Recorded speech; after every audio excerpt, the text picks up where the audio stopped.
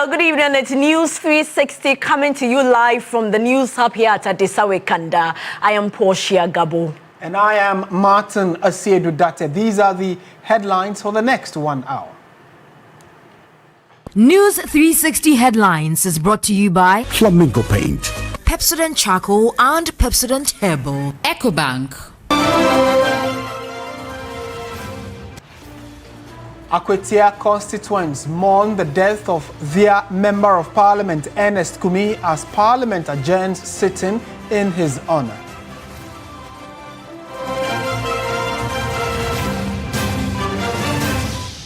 As President John Mahama marks 6 months since assuming office, the Trades Union Congress and the Ghana National Association of Teachers are urging government to sustain the current macroeconomic indicators.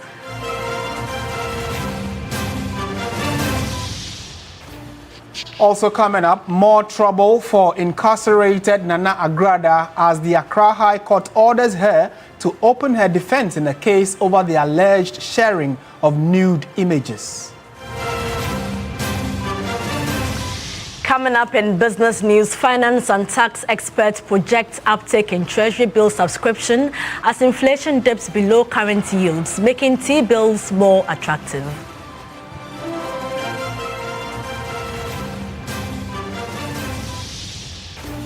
And on the international front, at least 10 people killed in protests in Kenya, according to a state-run human rights body, the latest in a wave of anti-government rallies.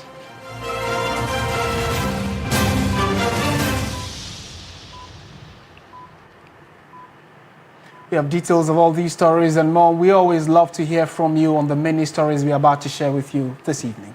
We begin on a rather sad note, and Parliament was forced to adjourn sitting on Monday to mourn the death of Ernest Kumi, the late member for Agradaa, after a formal communication by the minority leader.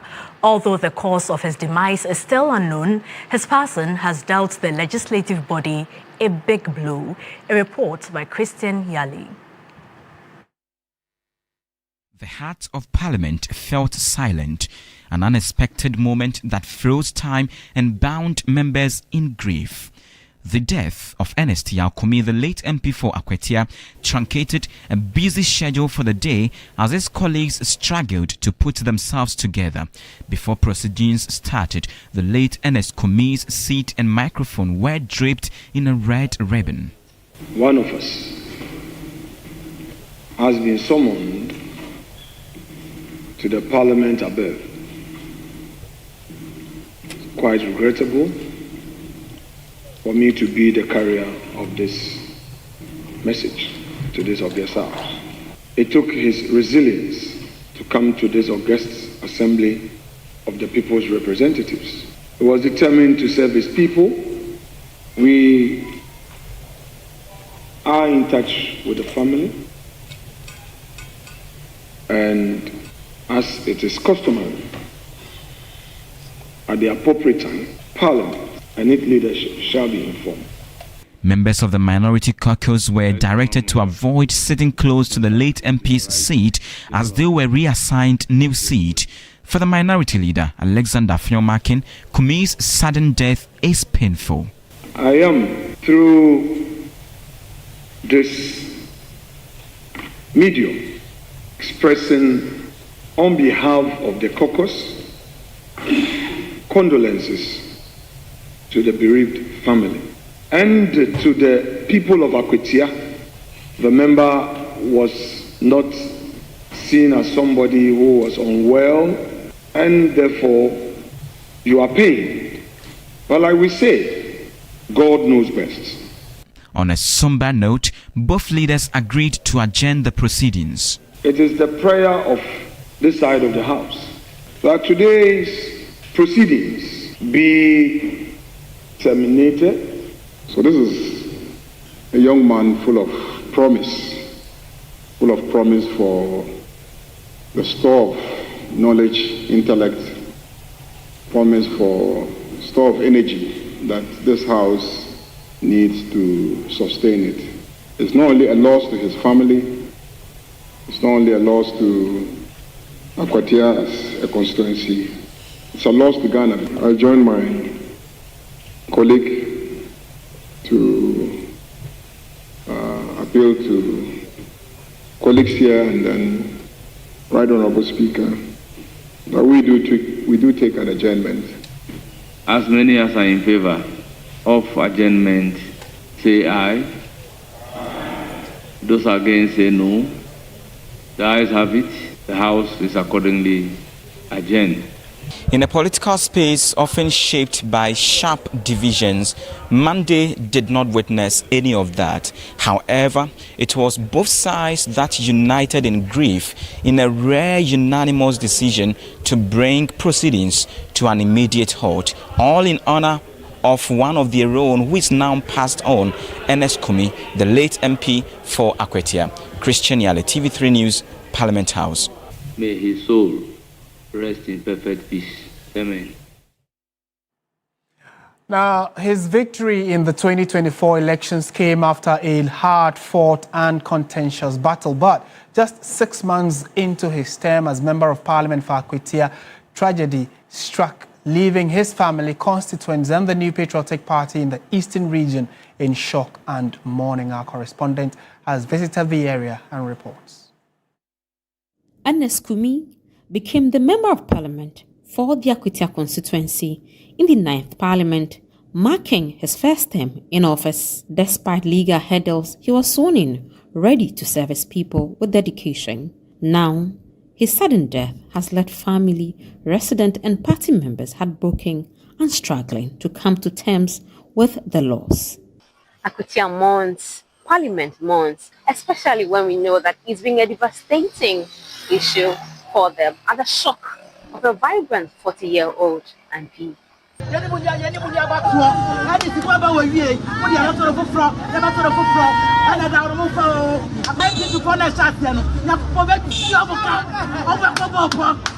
Bedu anopei, the anopei no say nakuma ayeneya. Ntomo de ko hospital or Leicester Hospital. Omo di hospital no. Afede obudi so siniso a ayede enko. He was rushed to the hospital for medical care. The hospital officials tried everything to keep him stable, but we lost him. It's very devastating to us.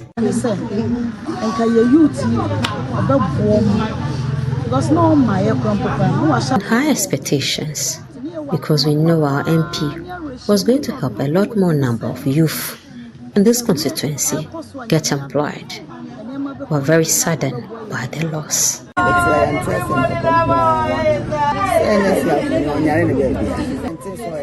Our MP Ernest was never sick. I followed him to court always. I am still in disbelief. This is hard to take. So the Eastern Regional MPP has issued a statement describing the loss of the Agradaa MP Ernest Kumi as devastating and a shock to them. Beyond the grief, a political looming crisis stares in their face. A call for a by-election. For now, Agradaa mourns its MP.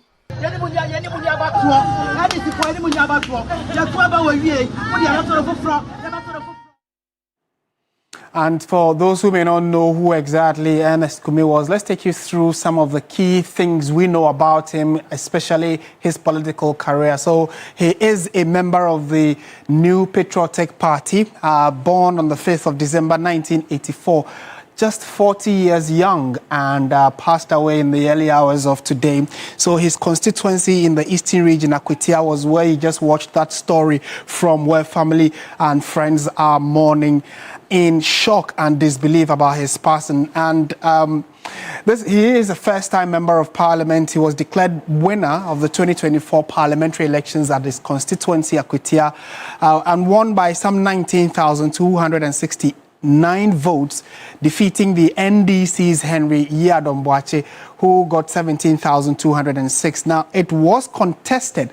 That win was contested by the NDC in court, and a court injunction was secured to prevent him from carrying himself as the member of parliament elect for the Agradaa constituency.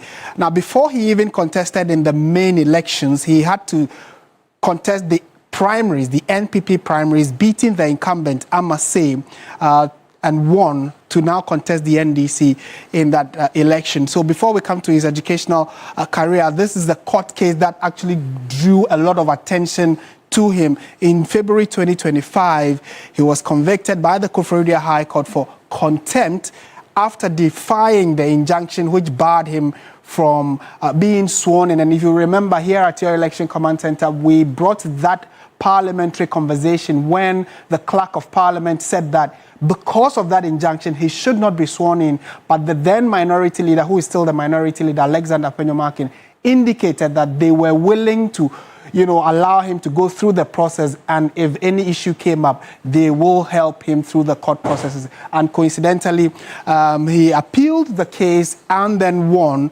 and then now was sworn in. So he appealed, and then the appeals court decision was 4-1 in his favor. So then he had to go to parliament and work as the duly elected constituent member of parliament for the constituency. This is a very fine educational background he had. He started from his Regional Maritime University with a BSc Ports and Shipping Administration. Then he got his LLB in law in 2019 from the Mount Crest University College. He has an MBA in Corporate Governance, University of Professional Studies, and the Ghana Armed Forces and Command College, where he has an MSc in Defense and International Law. And Parliament had to adjourn today because of the development. So we are hoping that in the next few days we'll update you on what exactly the party, his family, and Parliament will be doing regarding his passing away. Thank you so much, Martin. In the more news tonight, President John Mahama has revealed that government will soon start paying debts owed road contractors this month. Announcing this decision during a meeting with members of the Council of State at the presidency on Monday, President Mahama explained that the payment would allow contractors to return to their sites and resume work on stalled projects. To the issue you raised about the payment to contractors, payment is about to start from the end of this month. The Minister of Finance has put some money aside to begin to clear the arrears of contractors. So I'm sure that some of the contractors who have been working on your projects will be paid so that they can go back on site and continue their work. He's prioritizing payments to road contractors because several of the road contracts have stalled and slowed down. And as you're aware, some people have threatened to demonstrate on the Ofanko Road on Saturday. And so getting the contractors to go back to site and continue work as quickly as possible is one of the priorities of government.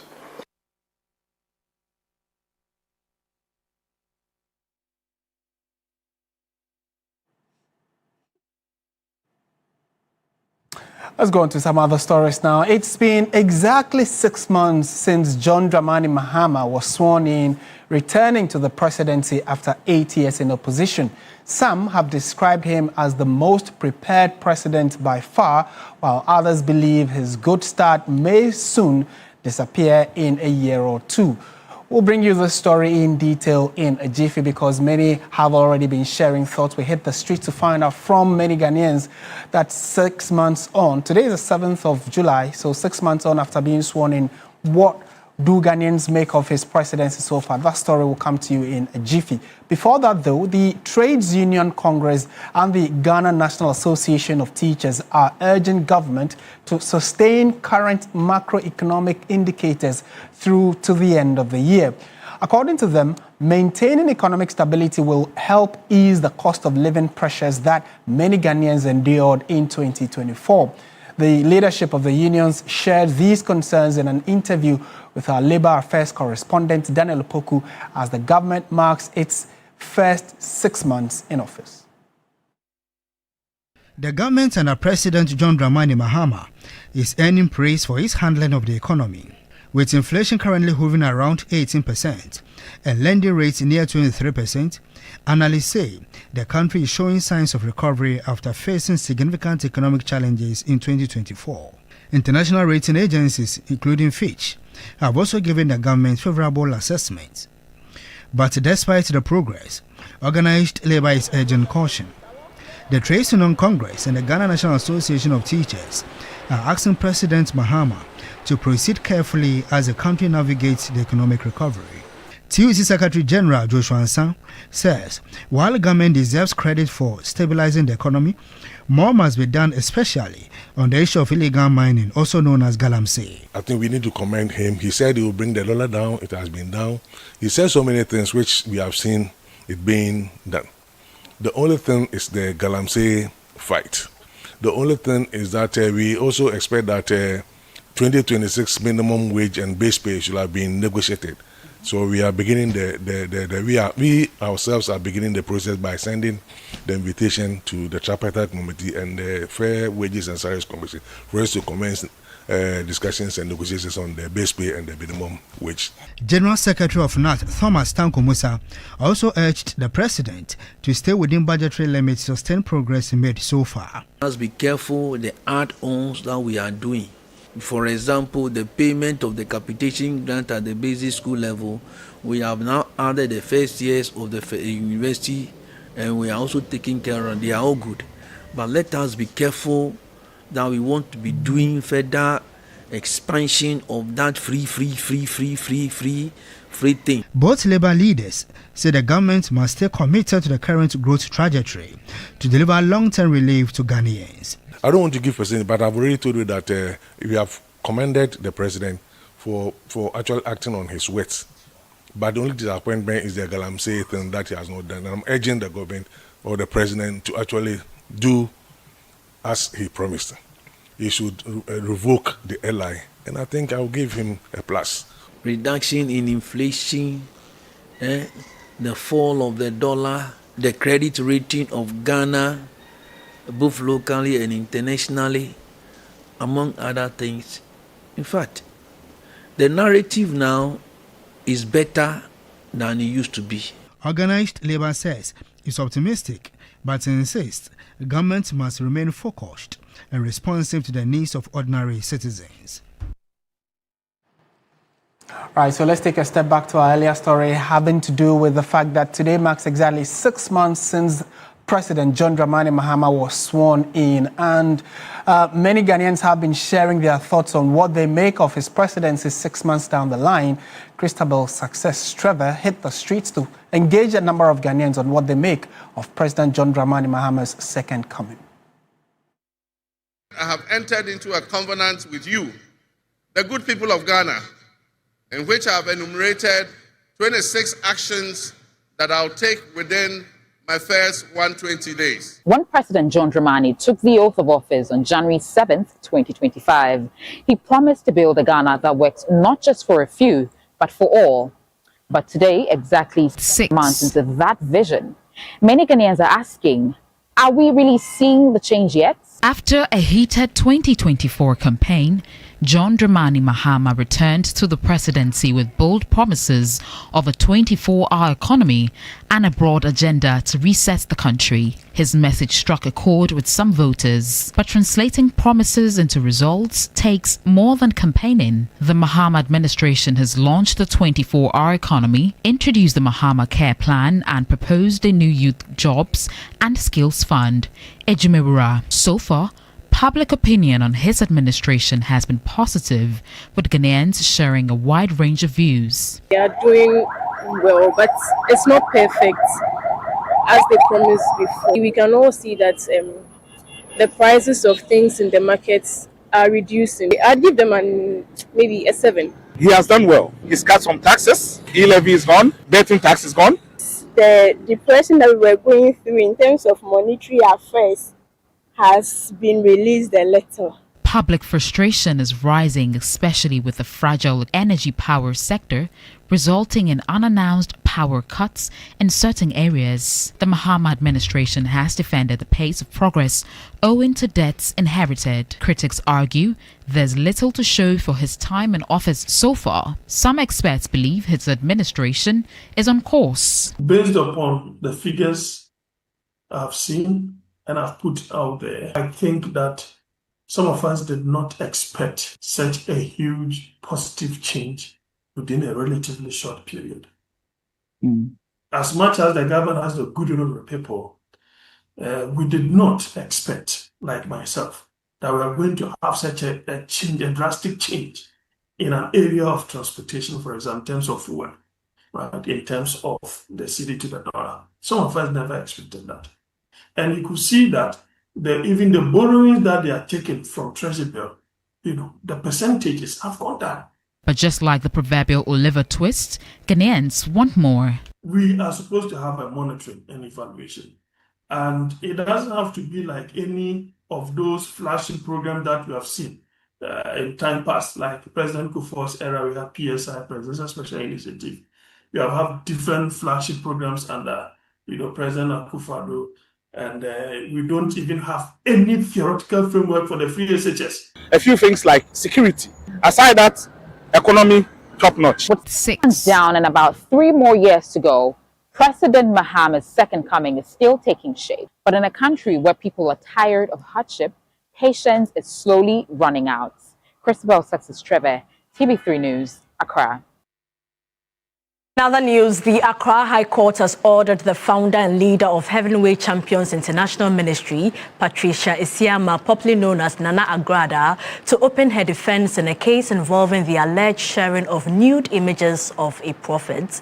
The embattled former fetish priestess turned evangelist has begun serving her 15-year jail term for charlatanic advertisement and defrauding by false pretense after being jailed by a circuit court.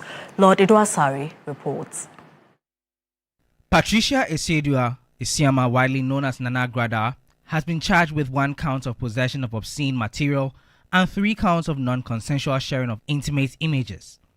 3 others, Enoch Osukisi, Charles Omane, and Emmanuel Kofi-Jesi, have also been charged with abetment of crime to wit non-consensual sharing of intimate images. In court on Monday, July 7, Presiding Judge Mary Ekwe Yanzu dismissed Nana Agradaa's submission of no case and ordered her to open her defense. Her lawyers, led by Richard Balfour, informed the court that she had been incarcerated and requested an order for her to be brought to court from jail for the ruling. However, Justice Yanzu declined and delivered the ruling in her absence. The leader of the Heavyweight Champions International Ministry is thus expected to open her defense.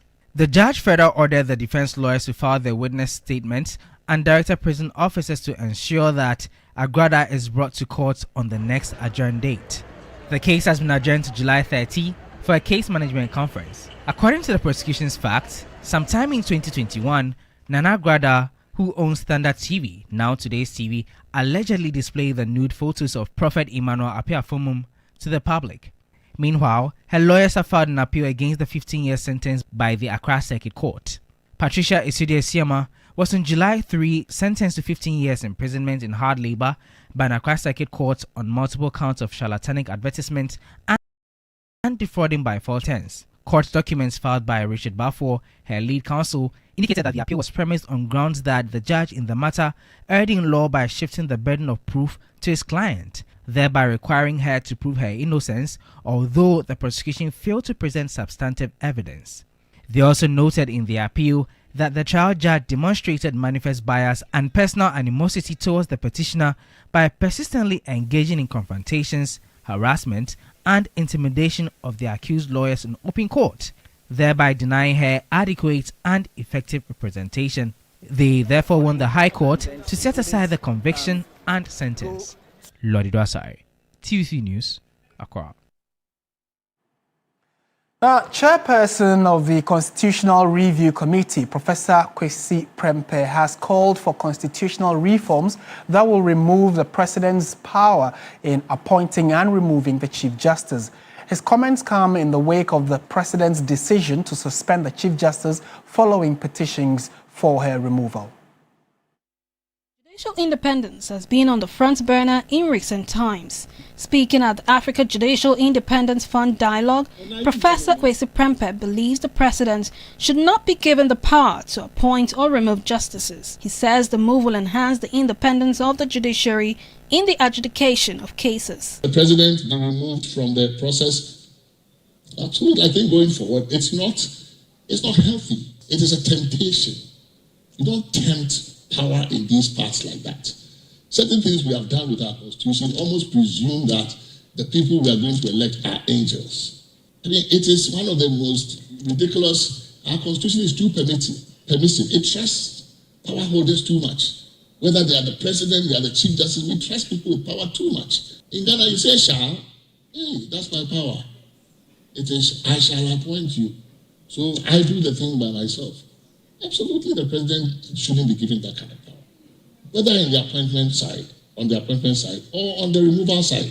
According to him, election disputes between political parties is a risk faced by judges. Professor Prempeh says the independence of the judiciary must come with accountability and urge judges to be open to criticism and scrutiny. The court must also be willing to accept that judicial independence must come with judicial accountability. Because they are not elected, they must be more open to scrutiny by at least their peers. The legal academics, law journal articles, these are the only ways that many legal cultures hold judges accountable. If academics cannot criticize you, if lawyers cannot, the bar cannot criticize you, and if you're going to use contempt power to stifle debate, then how are we to hold you accountable when you are not elected? And so I think judges must accept with some humility that the power does come with responsibility, that there are in fact limits to the power, and that they must be open to peer accountability. Professor Prempeh noted, following the numerous petitions received, his outfit will review Article 146, which focuses on the procedures for the removal of Supreme Court justices. The Ghana Police Service has strongly condemned the use of firearms without lawful authority at events. This follows the arrest of key suspects involved in the fatal incident leading to the death of a Queen Mother and the injury of one other person. Briefing the press, the Accra Regional PRO, Superintendent Julian Obing, confirmed the suspect shot the 33-year-old Queen Mother, Pearl Nadodua Whitaker, under the influence of narcotics. At about 7 p.m. on the day of the incident, some individuals armed with locally manufactured weapons began firing indiscriminately. One of the shooters, later identified as Gilbert Awuni alias Starboy, allegedly aimed and fired his weapon at close range, striking Pearl Nadodua Whitaker, 33-year-old Queen Mother of Papase, killing her instantly. Another victim, Priscilla Na Ayele, who is 38 years and a trader, was also shot in the chest and is on admission at the University of Ghana Medical Center, thankfully in a stable condition. Further details has established that the suspects had consumed sobolo, which we suspect was laced with some narcotic substances at the ceremony before the incident happened. Now, after realizing that he had committed the crime, that is Starboy, he fled the scene on a motorbike with his friend known as Oxygen and sought refuge in Asokore, a suburb in the Ashanti region. We arrested Gilbert Awuni alias Starboy. He's 21 years and an Okada rider and a resident of Denchwa here in Accra.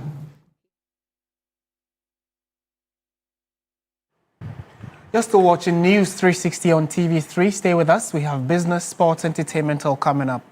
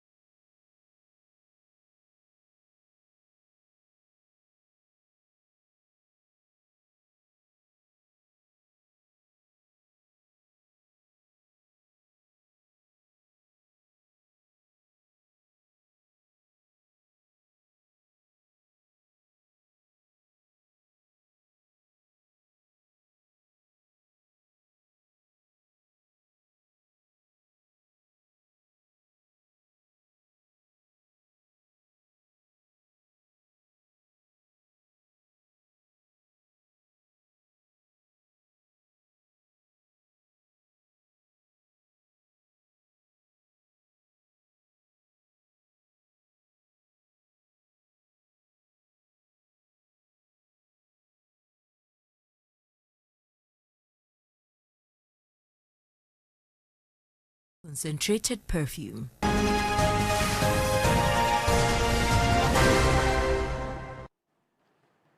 Welcome back to News 360 on TV3. Michael Obodu is with us. Hello, Mike. Hi, people. What's happening in business? Well, you know, inflation has dropped significantly, right? Yes. So analysts are projecting that it means that T-bills will become more attractive now, so an uptake over there. Okay. All right. You know, for a while now, the rate is higher than... Yes, than other investments. I like the fact that you get it. To the details now. Hello there, good evening. Welcome to the business segment here on News 360. I am Michael Obodu. Now, the recent trend of undersubscription in Ghana's Treasury bill auctions may soon reverse, according to finance and tax expert and head of finance at Melbourne Capital, Nelson Kujo Kwagbeji. Kwagbeji noted that the prevailing low inflationary pressures are expected to have a beneficial impact on investor behavior regarding Treasury bills.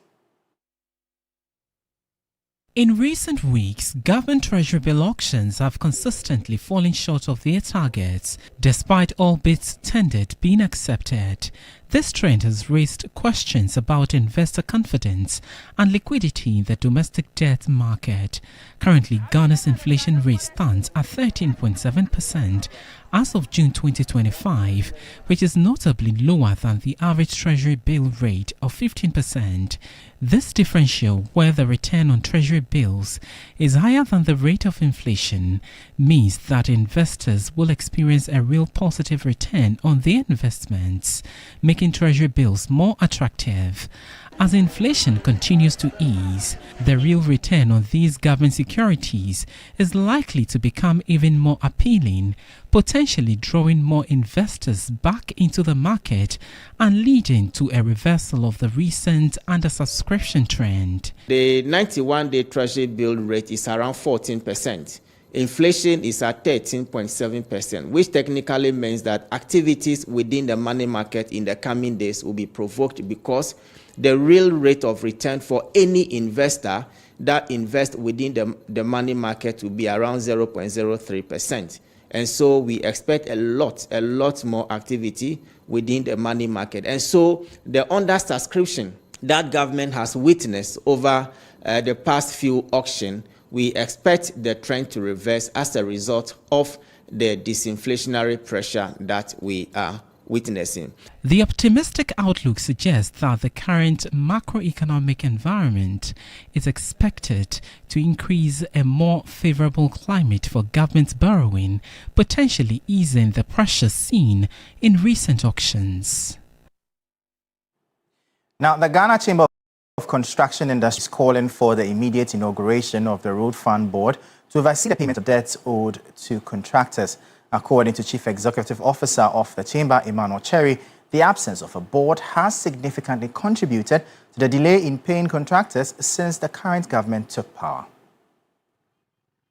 The Chamber believes that the inauguration of the Road Fund Board will help streamline the payment process and ensure that contractors receive the payments they are owed in a timely manner. Government owes a staggering 67.5 billion cedis to contractors and suppliers, as presented by Finance Minister Dr. Kasiel Atoforsen in the 2025 budget. The formation of the Road Fund Board is long overdue. Other constituted board has been inaugurated. We see no reasons why a Road Fund Board is still in limbo. We are pleading with His Excellency the President and the Minister for Roads and Highways. As a matter of urgency, they should put the Road Fund into its perspective, making sure that the Road Fund Board is inaugurated. And as a result of that, at least the needful must be done. The Chamber has also called for the immediate release of the $300 million allocated for payments to contractors. Convert $300 million to Ghana cedis. How much would that be? 3.something billion, approximately, out of 21 billion. It's a drop in the ocean. However, half a loaf, they say, is better than none. So we welcome that, but it should be immediate because contractors are suffering. I'm telling you sincerely, the governments came in to inherit this debt portfolio. We don't begrudge him, but 5 months, 6 months into administration, something must happen. Emmanuel Cherry made the comments at the 6th Ghana Investment and Trade Week under the theme Constructing Prosperity, Advancing Industrial Growth Through Smart Infrastructure Planning. Absa Bank Ghana has opened a new branch at Kaswa in the central region. The opening of the Kaswa branch is part of the bank's strategic effort to bring inclusive banking services closer to individuals and businesses in emerging communities. The inauguration ceremony attracted key stakeholders from the financial sector, traditional authorities, local entrepreneurs and members of the Kaswa community. The new Absa Bank Ghana Kaswa branch features a modern customer service center, self-service banking technology, SME advisory desks, and a dedicated space for digital banking, underscoring Absa's digital-first but people-led strategy. The managing director, Edward Natiboche, spoke about what the new branch means to them. This branch, for me, it stands for lots of things. Number one, it stands for access. Access for the small business person down the road. Access for the corporate client down the road. Access for the consumer client down the road. Access to the world that Absa offers to you. It also stands for connection.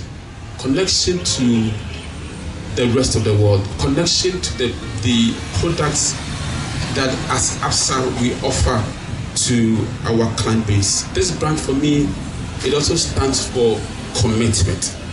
Our commitment to this community, our belief that this community can thrive. Director of Retail Banking, Charles Adu, gave more clarity to the tagline, "Your story matters." Story Matters is about impacting community, about societies as well. So being here is being able to solution the customers and impact their lives. Over the last couple of months, you would notice that we've innovated certain demands that the customers have asked for in terms of payment solutions, in terms of lending that we feel would impact this community. With this new branch, Absa Bank Ghana continues to demonstrate its role as a trusted partner for progress. We'll turn attention now to the currency and the commodities market.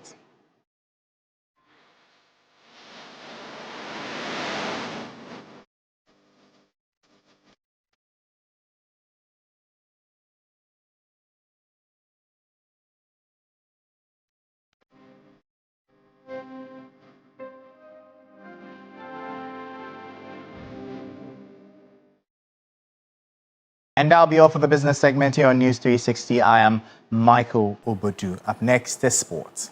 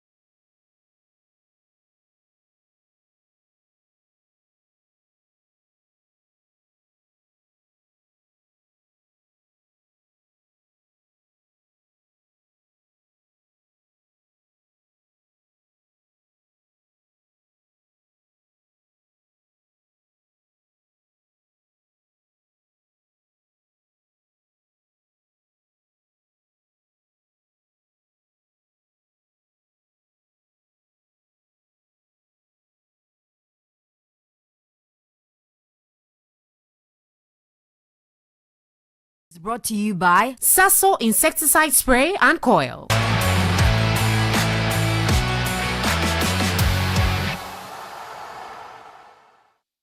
Hello, good evening and welcome to the sports segment here on News 360 with me, Oreku Ampofo.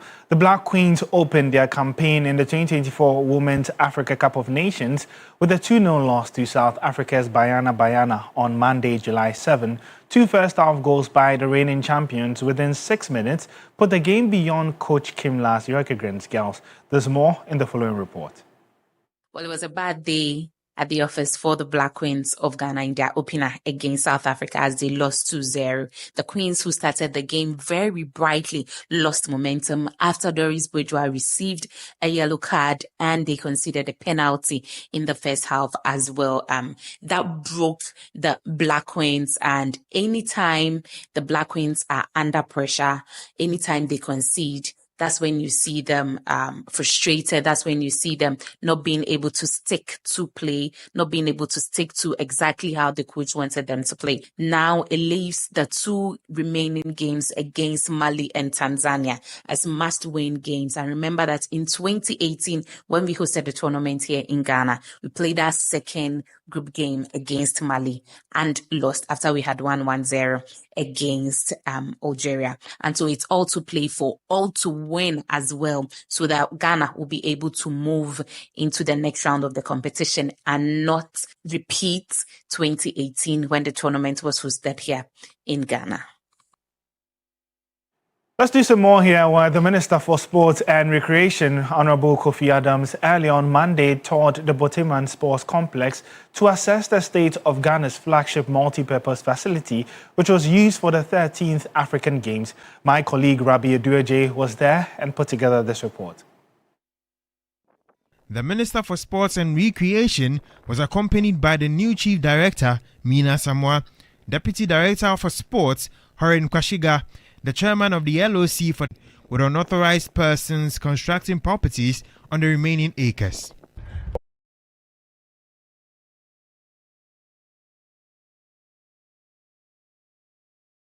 Who are paying for land in this area, this space, from where the wall is for the facilities all the way to the stream, serves as a boundary for the land from University of Ghana by government for the purposes of developing sports infrastructure, not to continue with the transaction. Those who are engaged in construction, who have paid already and are constructing, it's better for them to stop, because any investment they make in this area will be a wasted investment. The Boteman facilities, currently under the care of the Sports Ministry, will possibly be handed over to the National Sports Authority or a private institution in some years to come. As the days roll on, stakeholders will continuously keep an eye on the state of one of Ghana's best sporting facilities. Well, that's the note on which we wrap up the sports segment here on News 360. You can get some more sports updates on our social media handles at 3sportsgh. My name is Oreku Ampofo. Up next on the bulletin is entertainment.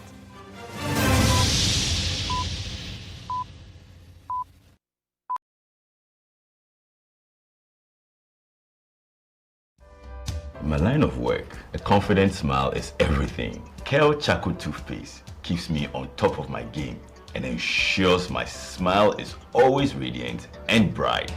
With the tiring nature of my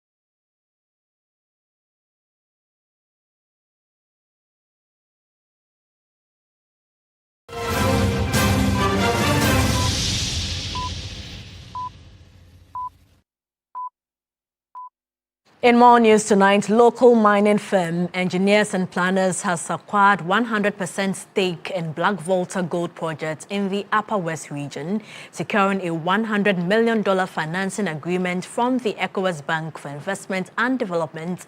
The project is set to open up the Upper West region that is endemic to poverty and increase Ghana's gold production.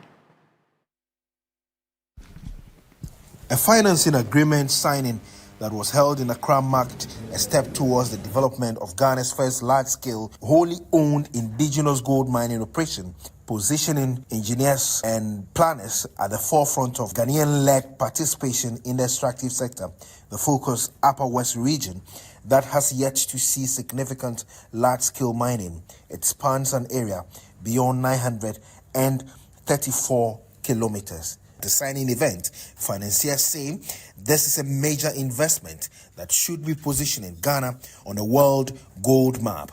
If we want to change our balance sheet, we can't do $10 million US transactions. We must target $50 million US, $100 million US, $200 million US. No, as a bank, because we are DFI, we are not a commercial bank.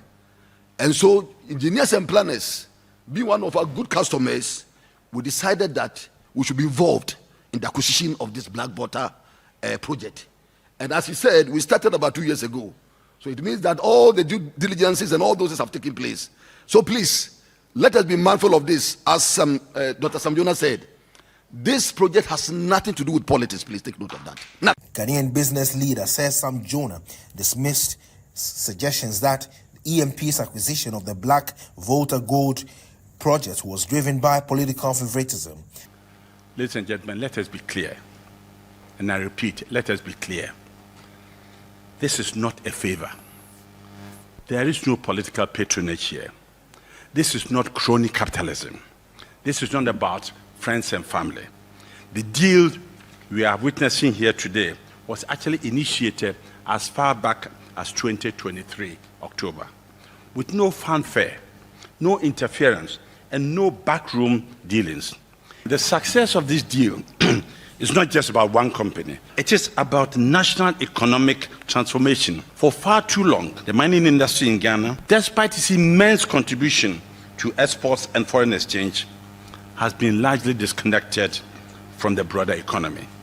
A deal, merit-based and commercially viable transaction reflect what has been long overdue, the transformation in Ghana's mining sector.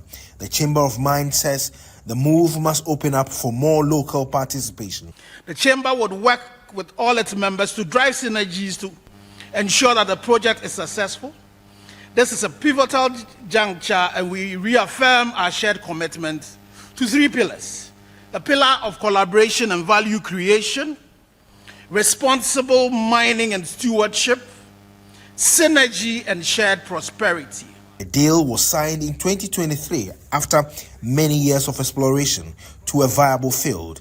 A major preference for EMP is local participation in the mining process. Look, for the first time, you would have a Ghanaian mining our resources. There's no need to change money, dollars, pay dividends, transfers outside. Everything will be here. People will be employed here, locally. All the top management, every single person who directly benefit from this mine is a Ghanaian. Particularly, look at the track record of EMP.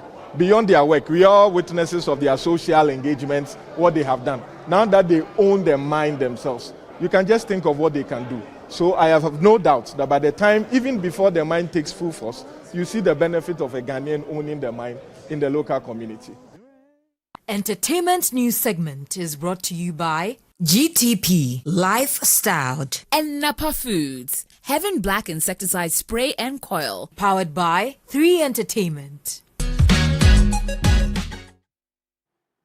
Well, good evening and welcome to the entertainment news segment here on News 360. My name is Noella Donko. Now tonight in the segment, we bring you some tidbits from the world of entertainment.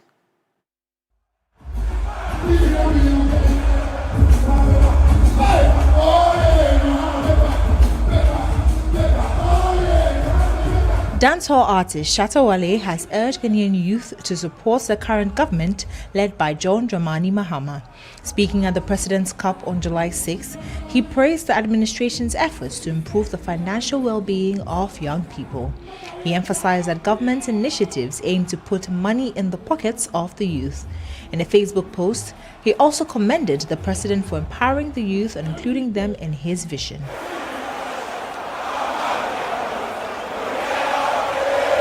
Drake is facing online backlash after releasing his new track, What Did I Miss?, where he calls out fake friends and reflects on his feud with Kendrick Lamar.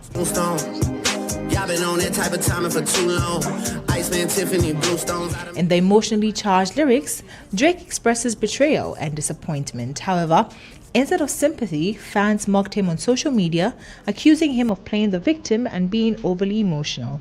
The track was released on July 4, 2025.